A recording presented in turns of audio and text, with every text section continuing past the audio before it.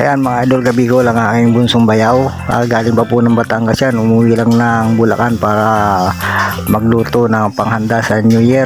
Nakita nyo naman kung paano halukayin ng kanyang niluluto. Sige bayaw, halukayin mo ng halukayin, halukay ubi hanggang sa magkulay pula ng lahat. Ayan, presko po yung mga gulay na nilagay at ibang klase talaga. Ng Bulacan yung Batangas para lang magluto.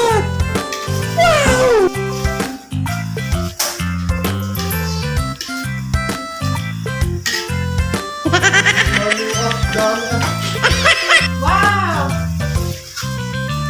Pag ko naman sinundan ng asawa ko, busy naman sa mga paghuhugas.